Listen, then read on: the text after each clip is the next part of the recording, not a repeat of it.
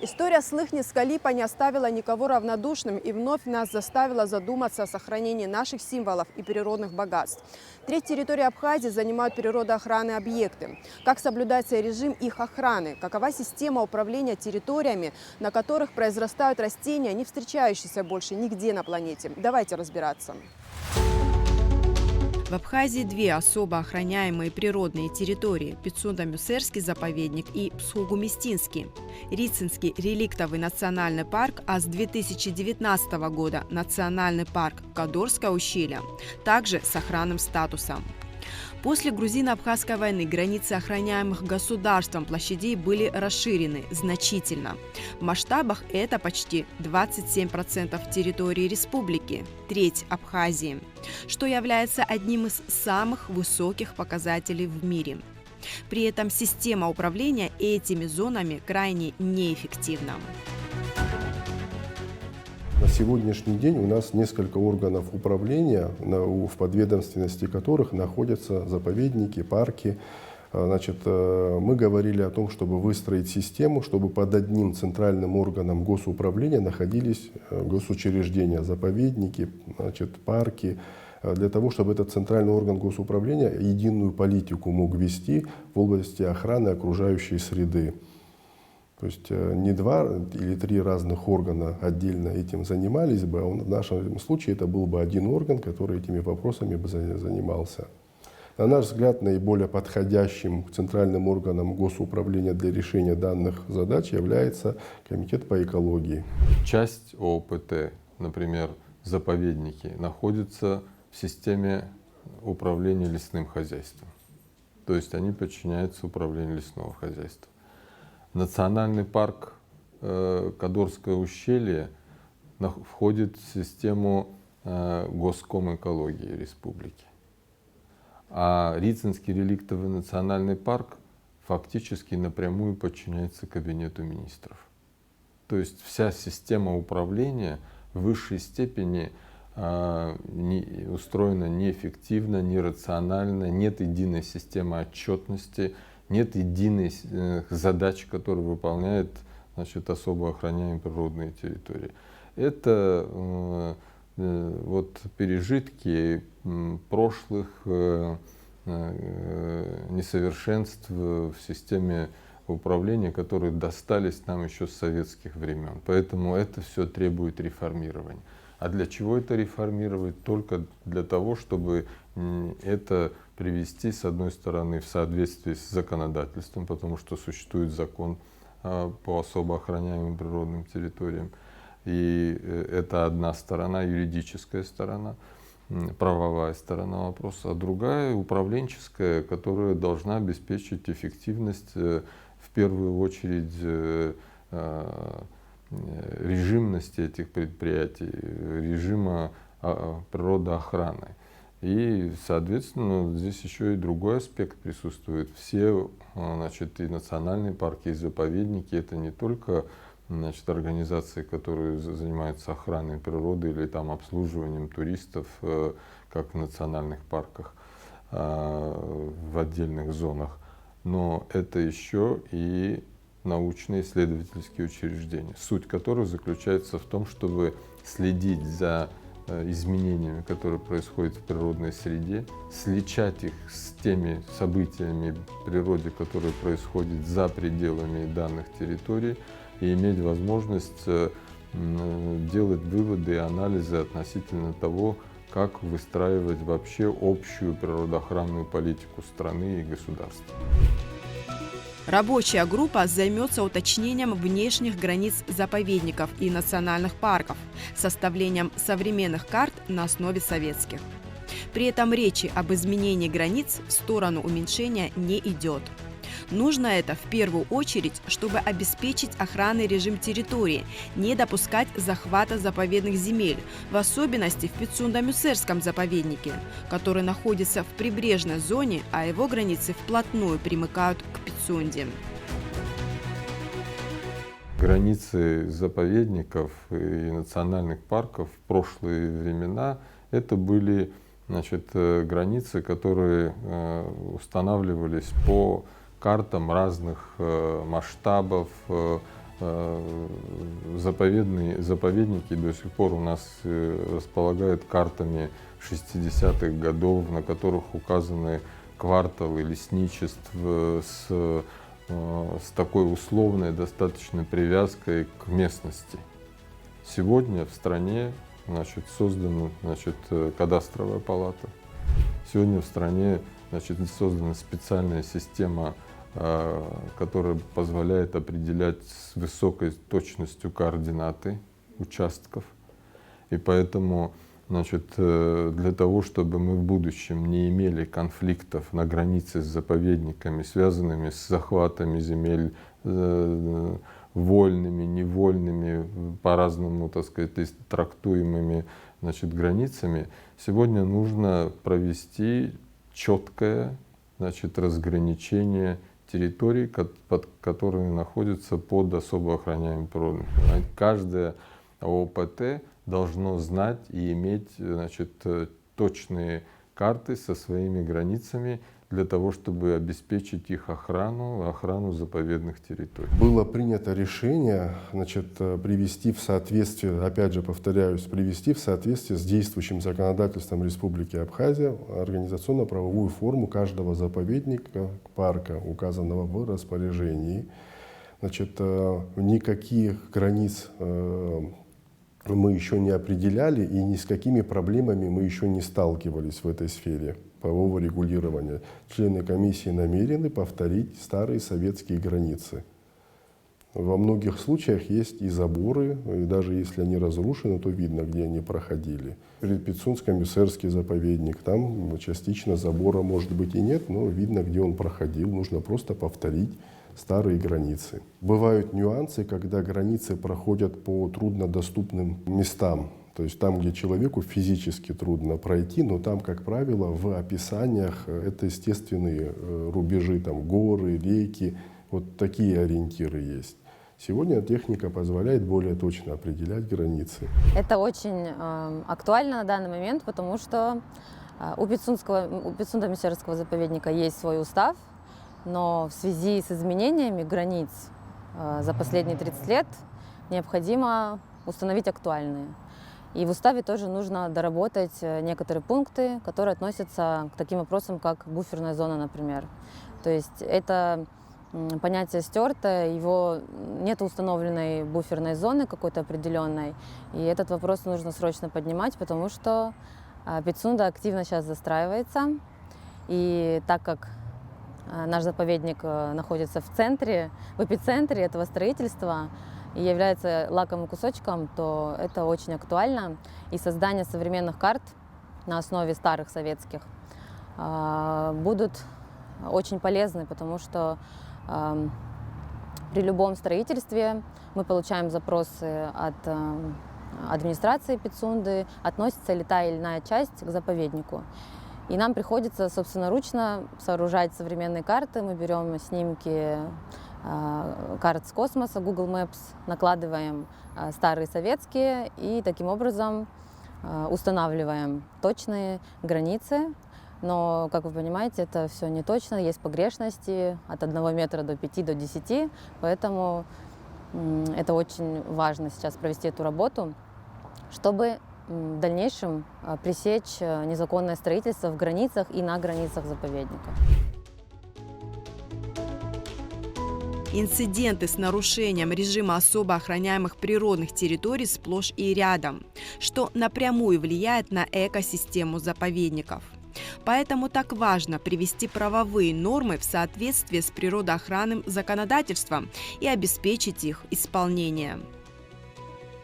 В таких густонаселенных местах, таких как, например, значит, Пицунский мыс с заповедной Пицунской сосновой рощей.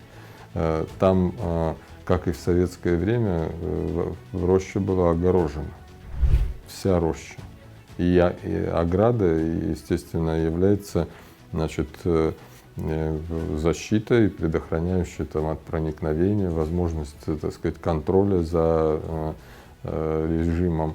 И поэтому одним из важнейших выводов это должно быть завершение того проекта, который представляет собой полное ограждение Пицунской сосновой рощи в пределах курорта Пицунда и прилегающих территорий, вообще города Пицунда. Есть у нас такая улица, Кипарисовая аллея. Она связывает город с пляжем. Это очень старая аллея, она всегда существовала и, получается, прорезает заповедник насквозь. Там высажены кипарисы, еще дореволюционные посадки были.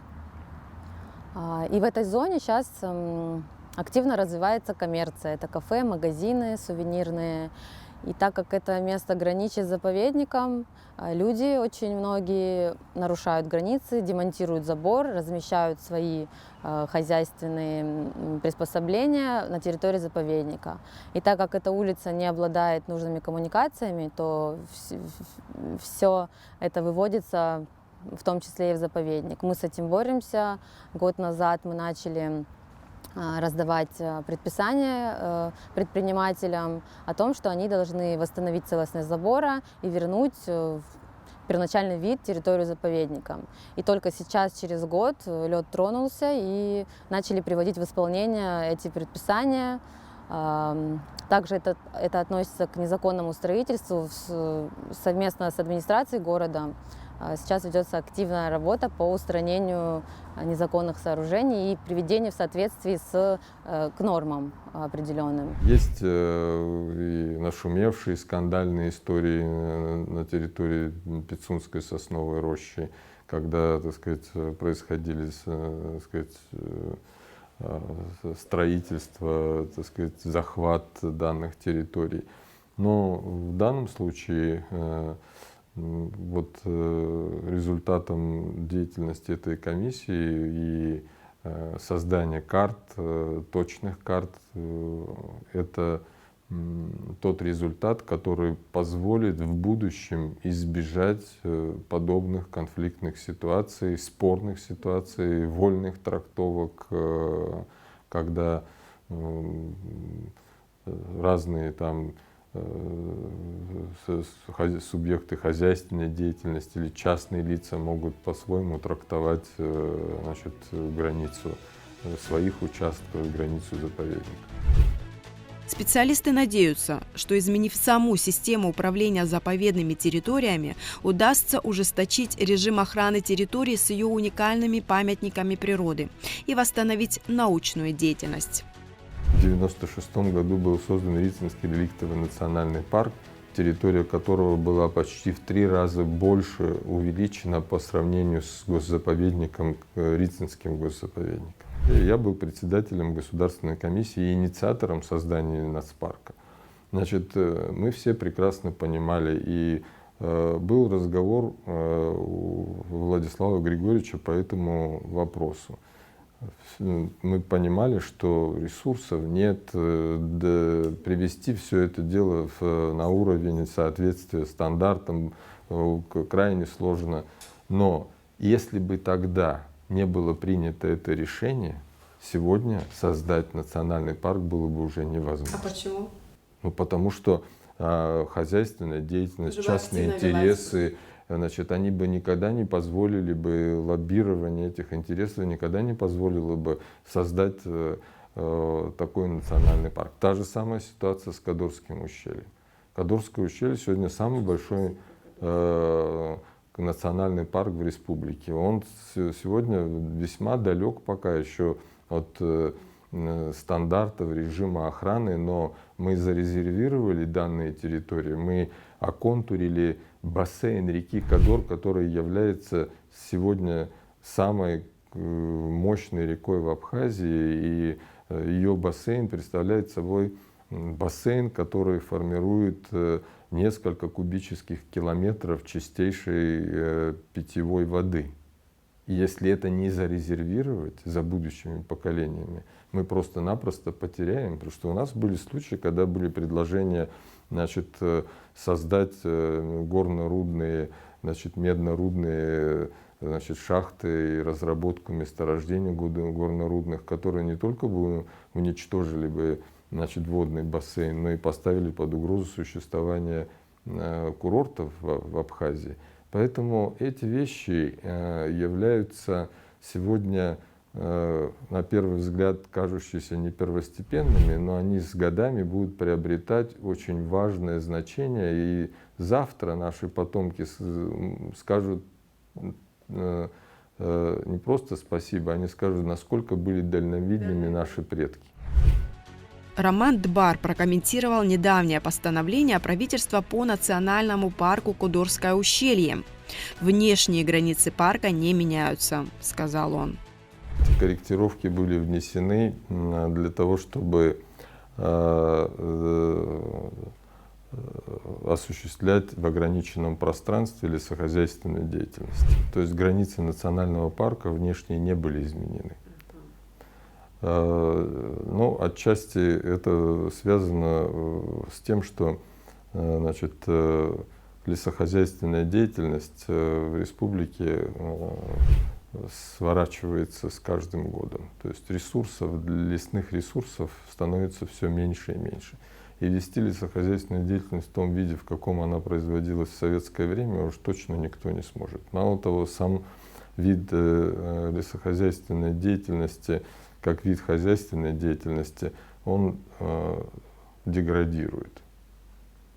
Я могу привести такой пример, что, значит, эта сфера, конечно, является частью производственной культуры страны, где на протяжении десятилетий накапливался опыт ведения лесного хозяйства, проведения рубок в соответствии с правилами и культурой, которая сформировалась в лесной отрасли. Но это с каждым годом сужается, сокращается, и эта культура становится теряемой. Поэтому, конечно, принимая такие решения, есть попытка сохранить какой-то объем хозяйственной деятельности под лесохозяйственными, значит, организациями. Тем более, что надо учесть, что лесная отрасль базируется на монополии государства за лесными ресурсами. Но это постановление имеет ограниченный срок действия до 1934 года. Затем, значит, все виды деятельности, которые там прописаны, они прекращаются. И эти ограниченные зоны, которые сегодня, в которых разрешена хозяйственная деятельность лесной отрасли, она там сворачивается. Но я надеюсь, что к тому времени и сам национальный парк с его режимом встанет на ноги, и эти, значит, те зоны, которые входят сегодня в хозяйственную зону, зону населенных пунктов, они будут выделены в зону рекреационной, туристической деятельности, и национальный парк Кодорское ущелье приобретет особый статус туристической зоны, с учетом того, что есть необходимость рассматривать вопрос о создании погранперехода в районе Южный и Северный Приют, для того, чтобы туристические группы, как в старые советские времена, могли пересекать через Клухорский перевал главный Кавказский хребет и, значит, перемещаться в Кодорское ущелье. И тогда, значит, вся хозяйственная деятельность, она может быть очень четко сориентирована на туристическом обслуживании. И там появится экономика, и природоохранная деятельность приобретет совсем другие формы и масштабы. Если территория заповедников неприкосновенна, то в национальных парках есть особые зоны, которые могут посещать туристы, где можно вести ограниченную хозяйственную деятельность. По факту благоприятная экологическая ситуация в заповедниках, куда в силу удаленности реже ступает нога человека, где нет рекреационной нагрузки. Если брать, например, такие заповедники, как Схугу-Мистинский, в силу удаленности данного заповедника, в силу его трудной доступности, даже Гумистинский участок его достаточно удален от основных дорог, и туда добраться не так легко, не говоря уже об Псхинском участке. Здесь именно в силу таких естественных причин, значит, ситуация более-менее благоприятная.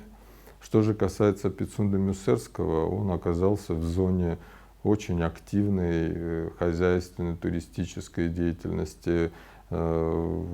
Отсутствие, например, ограждения в Пицунской сосновой роще превращает ее в какой-то городской парк, по которому свободно там могут перемещаться люди, там бросать, значит, мусор, там разводить костры и так далее.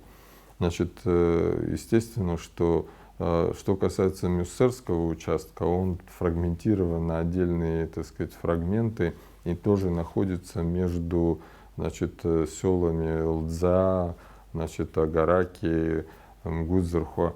И естественно, что там человеческий фактор тоже значителен. Поэтому, когда речь идет о, так сказать, вот соблюдении режима, надо в первую очередь обратить внимание именно на те территории, которые сегодня подвергаются самому сильному воздействию человека. Активное посещение Рицинского национального парка транспортом, туристами, он как-то влияет, дисбаланс какой-то создает экологически? Должны ли быть какие-то ограничения на посещение? Пока таких ограничений нет. Но они обязательно появятся, потому что у природной среды есть своя емкость. Та емкость, которая позволяет принять, так сказать, обслужить определенное количество людей. Многие национальные парки, заповедники в мире, значит, имеют такой обязательный порядок. То есть на территории парка в данный конкретный момент может находиться ограниченное, определенное число людей. Вышли, взамен зашла новая партия. То есть это не может быть такой вот абсолютно, значит, безразмерной системой, которая может принимать бесконечное число людей. Транспорт, наличие людей, обслуживание их — это все вещи, которые оказывают воздействие на окружающую среду. Каждый человек, который приехал в национальный парк, принимает пищу, значит, формируются естественные отходы жизнедеятельности, значит, выхлопные газы автомобилей, шум, который производится. Это все факторы, которые оказывают влияние на природную среду. Поэтому сегодня этого нет, но завтра это обязательно появится. Мало того, может быть, даже случится так, что через какое-то время то, что мы сегодня считаем как бы фантастическим, скорее всего, транспорт вообще не будет допускаться на территорию национального парка, он будет весь оставаться где-то внизу, а вверх будут подниматься там электрокары или автомобили, которые оказывают минимальное воздействие на природную среду. Мало зафиксировать незаконное строительство на территории заповедников. Понадобится не 1 месяц, чтобы снести постройки. Про штрафные санкции лучше промолчать. Они не работают. Наши предписания, они носят такой характер предупредительный больше, и мы должны дальше обращаться в правоохранительные органы, а они дальше в прокуратуру, потому что у нас нет таких полномочий штрафовать кого-то, сносить и так далее. Мы постоянно вызываем участковых при нарушении, и на устранение, например, какого-то переносного даже объекта уходит месяц, а то и больше, чтобы все это сдвинуть с места, написать в нужные инстанции и донести до людей, которые это организовывают, что место неподходящее для размещения коммерции. Одно дело выявить нарушение, а это очень тяжело. Наша территория, она огромная, 3700 по последним данным гектаров в общем, да, заповедника. Это и прибрежная равнина, и нагорные массивы мюстерские. Но это тяжело за такой территорией следить, и даже за прибрежной полосой. То есть люди возводят свои сооружения, бывает за 1-2 дня. И бывают выходные, когда у людей, у наших лесников выходные. То есть нам повезло, что Пицунда маленькая, мы все помогаем друг другу, сообщаем о таких нарушениях, и есть время как-то устранить. Штрафные санкции? Штрафы мы не можем выписывать, мы должны вызывать участковых. Они приезжают, останавливают строительство, потом дальше там они, получается, делают запрос в отдел архитектуры, он находится в Гагре, инспектор должен выехать на место, то есть очень волокита большая. Поэтому до устранения может месяц этот период занять. Значительное повреждение лыхницкой многовековой липы злоумышленниками вызвало справедливое возмущение в обществе. Между тем, краснокнижные столетние пицунские сосны не символ, как липа, но известный на весь мир бренд Пицунды закатывают в бетон и вбивают к коре деревянные конструкции. Каждый такой факт также требует публичного обсуждения и реагирования со стороны госструктур. Этот акт вандализма, связанный с липой, да, многовековой, можно провести параллель между Пицундо-Мещерским заповедником и этим событием, потому что основной древостой сосновой рощи, он как раз-таки состоит из возрастных деревьев, которым за 100 лет. И просто, к сожалению, люди не понимают, что это такое. Деревьев много, и кажется, что одну сосну загубили, ничего страшного не будет, но это огромный урон в общем сосновой роще. И постоянно мы сталкиваемся с тем, что нам приходится каждую сосну отвоевывать. Это залитые бетоном сосны, люди просто заливают себе фундаменты, а потом, когда ты пытаешься остановить этот процесс, хотя урон уже нанесен, вбивают деревянные конструкции к коре, пилят ветки самовольно. Людям пытаешься объяснить, они не понимают. И это как раз входит в работу с населением. Я вижу в этом огромный пробел, и со школьниками мы работаем, и со взрослым населением приходится разъяснительные беседы вести о том, как это важно. И в этом тоже нужна помощь от государства, потому что просветительская деятельность – это одна из целей заповедника, одна из задач. И на это тоже нужны и финансирование, и обеспечение какое-то, и это тоже тесно связано с научной деятельностью. Научной деятельности как таковой не ведется, потому что для этого нужны, во-первых, кадры научные, которых нет, во-вторых, какое-то обеспечение финансовое, даже для проведения какой-то экспедиции, да, то есть нужно время, транспорт, те же кадры, да. К нам часто приезжают научные сотрудники институтов из России, они потом предоставляют нам свои научные отчеты, открывают новые виды насекомых, например, и этими данными мы пользуемся. За неимением научных кадров, скажем так, единственный кадр – это я на данный момент, но из-за того, что приходится выполнять много других обязанностей, то не получается заниматься даже тем, чтобы могли без финансирования сделать. Пока что мы ведем просветительскую деятельность со школами, со школьниками, пересаживаем саженцы сосны, проводим субботники, ведем активную пропаганду в соцсетях, и пока это все, что мы можем. Охранный статус территории сдерживает растущие аппетиты недобросовестных граждан по освоению заповедных зон. Оптимизация системы управления такими территориями – это еще один шаг к сохранению уникальности природы.